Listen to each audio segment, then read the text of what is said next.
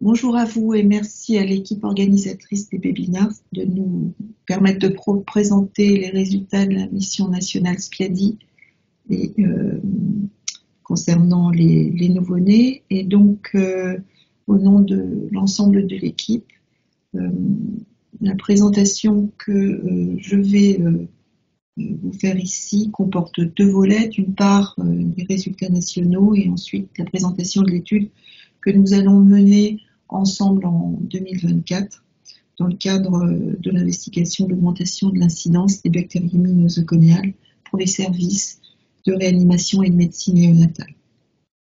Alors, il y a environ une centaine de services qui sont hospitalisés les nouveau-nés, qui ont participé à la surveillance SPIADI depuis 2019. Et au sein de ces services, il y en a 63 qui ont participé à au moins 4 des 5 campagnes. Donc les résultats, dans ces 63 services, vous voyez, il y en a 24 de réanimation néonatale et 39 de médecine néonatale. Et ce sont à partir des résultats de cette cohorte que vont être extraits les données qui sont présentées dans les diapositives suivantes. Alors à partir de ces 63 services, il y en a 17 services de réanimation néonatale qui font la surveillance au moins 3 mois chaque année avec le protocole NéoInfadi, qui est dans la stricte prolongation du protocole NéO4, et qui permettent ainsi d'avoir un suivi de l'évolution des caractéristiques des nouveau-nés hospitalisés dans les services. Donc, au final, sur les 5 années, on n'a pas d'évolution très importante, d'un grand nombre de caractéristiques de ces nouveau-nés, à l'exception d'une progression de la part des nouveau-nés qui ont un poids de naissance qui est inférieur à 1500 grammes. On est passé en 2019 de 53% des nouveau-nés hospitalisés dans ces services qui avaient un poids inférieur à 1500 grammes à 55% cette année. Et certainement en lien avec cette évolution, une augmentation du nombre de CVC rapportés à 100 nouveau-nés hospitalisés. Cette proportion, elle était de presque 73% en 2019 et elle est à 79% en 2023. Et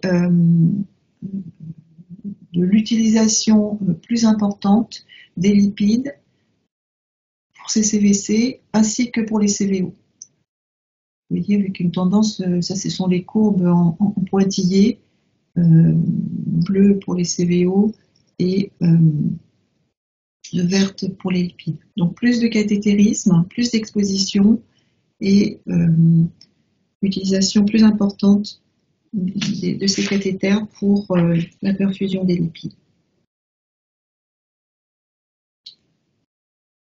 Alors maintenant, quand on regarde pour l'ensemble de la cohorte des 63 services les caractéristiques des nouveau-nés ayant présenté une bactériémie nosocomiale pendant leur séjour, on observe là encore une augmentation de la proportion des nouveau-nés qui ont un poids de naissance inférieur à 1500 grammes. Donc là, c'est tout comme tout à l'heure significatif, mais c'est même vraisemblablement un peu plus important.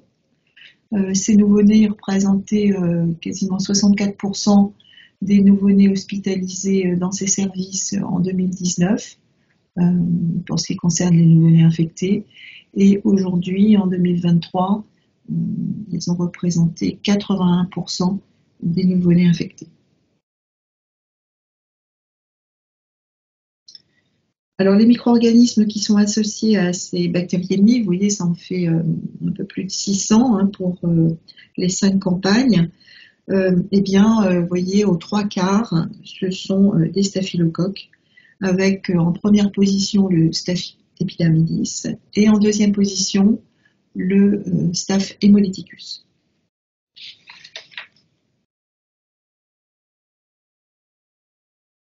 Alors, lorsqu'on regarde maintenant les données d'incidence, on observe vraiment très nettement une augmentation de l'incidence des bactériémies nosocomiales pour la cohorte de ces 63 services sur les 5 ans.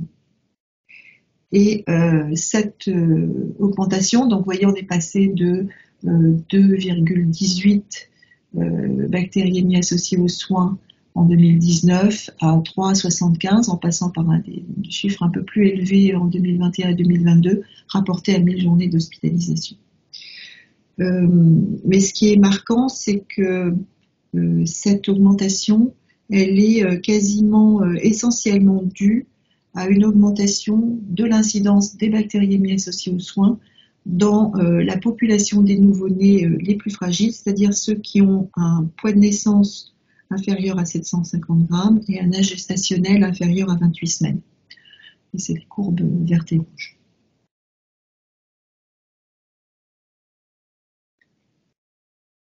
Alors, je ne vais pas vous montrer toutes les courbes des bactériémies en fonction de tous les micro-organismes, mais ce qu'il faut savoir, c'est que l'augmentation de l'incidence des bactériémies nosocomiales, tout confondu, la diapo précédente, finalement, elle est principalement due à l'augmentation de l'incidence des bactériémies à Staphylococcus. Vous voyez, il y a eu 103 nouveau-nés infectés avec une bactériémie Staphylococcus de 2019 à 2023 dans les 24 services de réanimation néonatale. Et ce qui est vraiment marquant, c'est que ces nouveau-nés parmi ces nouveau-nés, il y a une représentation croissante de la part des nouveau-nés qui ont un poids de naissance qui est inférieur à 750 grammes. Donc, l'augmentation observée pour l'incidence des bactériémies nosocomiales dans les services est principalement due à une augmentation des bactériémies à Staphylococcus, et ces bactériémies à Staphylococcus concernent essentiellement les enfants qui sont les plus fragiles, avec donc pour ces bactériémies-là une part vraiment importante, de plus en plus, une évolution vers une part plus importante des enfants les plus fragiles. Vous voyez, en 2019, parmi les enfants présentant une bactériémie à Staphylococcus, on en avait 18% qui avaient un poids inférieur à 750 grammes. Et en 2023, on est à 54% de ces enfants.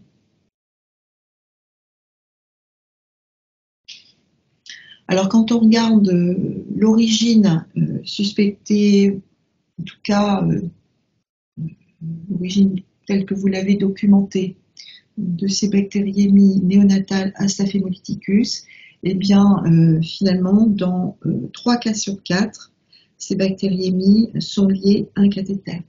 Alors en premier, évidemment, les CVC, suivi, donc ça c'est le bleu, le clair, et ensuite suivi des CVO en bleu marine. Alors c'est vraiment très marqué, et c'est lié aussi, et vous le savez bien, à l'existence de cas groupés qui ont commencé en 2019 et puis en nombre ont augmenté au fil du temps chaque année. Les cas groupés de bactériémie à Staphylococcus qui sont décrits dans un nombre croissant de services. Alors vous savez aussi certainement, puisque ça a fait l'objet d'une alerte nationale, que les souches d'un bon nombre de ces cas groupés ont été typées par le Centre national de référence, et ce qui a permis de montrer non pas la diffusion nationale d'un clone unique de Staphylococcus, mais la diffusion de souches intra-services sans lien direct entre les souches de différents services. Et donc des installations dans les services concernés de souches particulièrement adaptées au service, et vraisemblablement en lien avec la capacité à Staphylococcus à produire du biofilm. C'est une caractéristique qui est connue déjà, bien connue pour ce germe. Donc si on regarde finalement les courbes d'incidence à nouveau, vous voyez que la progression, donc ça c'est vraiment une diapo un peu de synthèse, hein, la progression de l'incidence des bactériémies, elle est vraiment uniquement retrouvée avec Staphylococcus, c'est la courbe en orange en bas, alors que pour Staph aureus et les autres Staph coagnegs, on est plus à une tendance à la diminution de l'incidence. Et puis, donc pour ce Staphylococcus qui est de plus en plus retrouvé, et bien finalement une incidence qui augmente surtout pour les enfants les plus fragiles, c'est-à-dire ceux qui ont un tout petit poids de naissance inférieur à 700 grammes, 550 grammes et un âge gestationnel très bas, inférieur à 28 semaines. Ce sont les courbes en rouge et en grenat sur ce graphique. Donc, bien sûr, des enfants qui sont de fait les plus exposés au cathétérisme.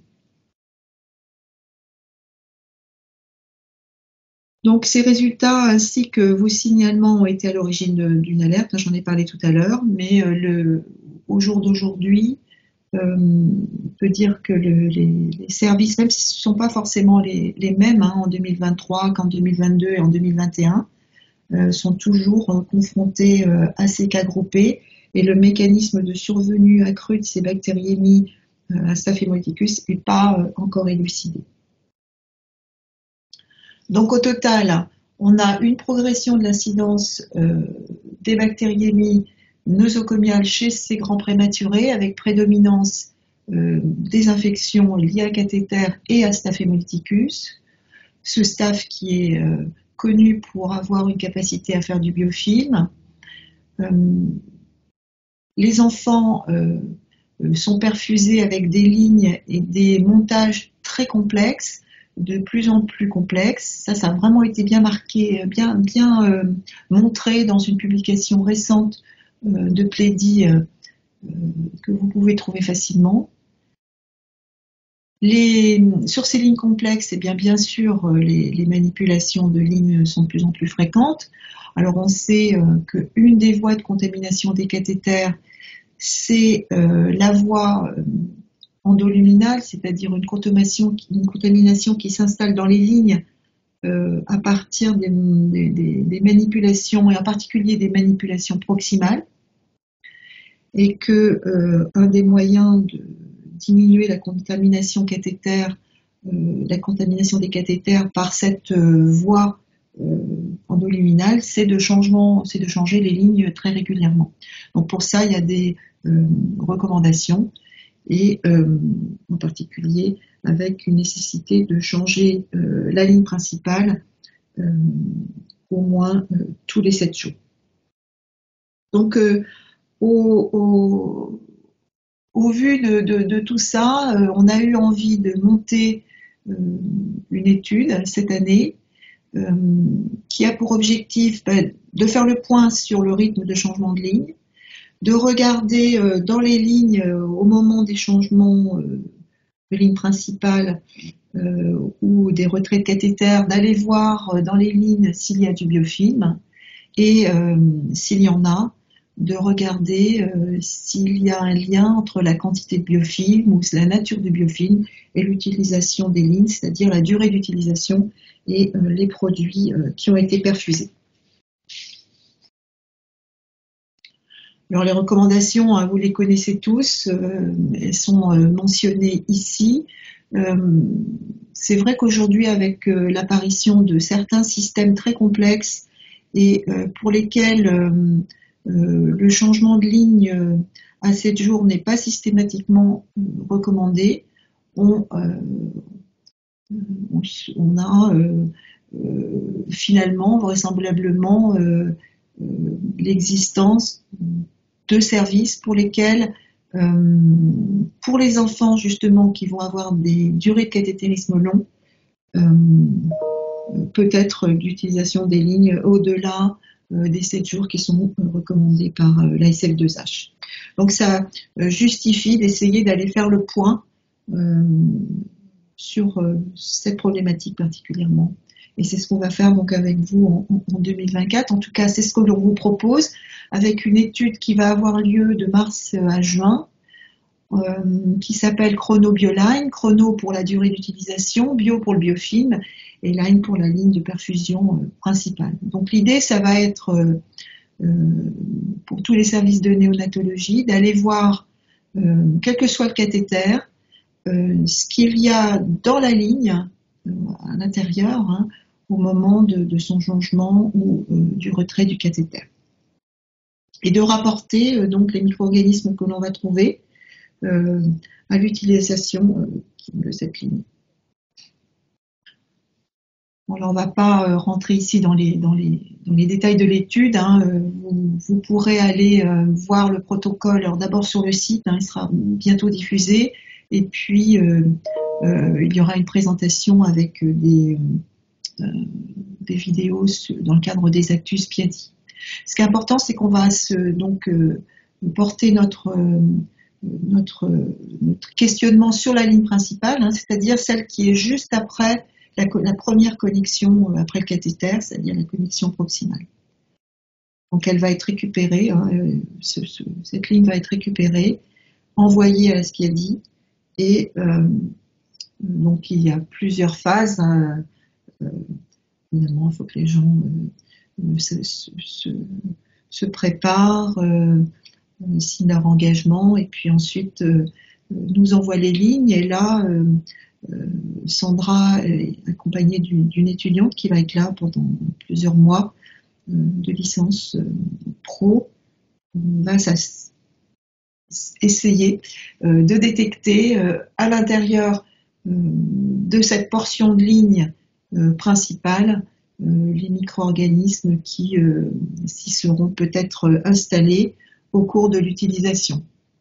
Alors bien sûr, il va falloir prendre des précautions particulières au moment de ce retrait, ce changement de ligne principale, et puis pour l'acheminement jusqu'à Tours. Donc tout ça vous sera expliqué. Hein. Évidemment, il ne faut pas aller contaminer a posteriori l'intérieur de la ligne, sinon on va trouver des choses qui ne sont pas en lien avec la contamination installée.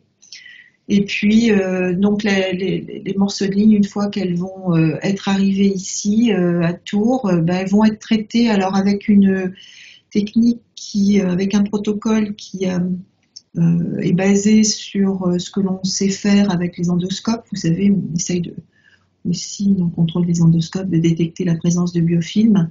Et puis, donc ça d'une part, et puis d'autre part, des protocoles qui ont été utilisés par l'équipe de Clermont-Ferrand, l'équipe de Ousmane Traoré, qui travaille beaucoup sur les biofilms. Bon, globalement, on va faire passer du liquide à l'intérieur des lignes, et puis même on va essayer de les tronçonner à la suite, et puis d'aller écouvillonner à l'intérieur, et mettre en culture donc ces prélèvements de la meilleure façon pour se donner toutes les chances de récupérer des bactéries un petit peu endormies, hein, biofilms, et de les identifier. Et ces résultats seront mis en perspective de l'utilisation préalable de la ligne, combien de temps, et puis quels produits ont été perfusés dans ce dispositif. Donc ça nous permettra vraisemblablement de répondre à quelques questions parmi celles qu'on se pose aujourd'hui, et nous espérons que vous serez très nombreux à participer à cette étude Chrono-Bioline en 2024. Je vous remercie. Au revoir.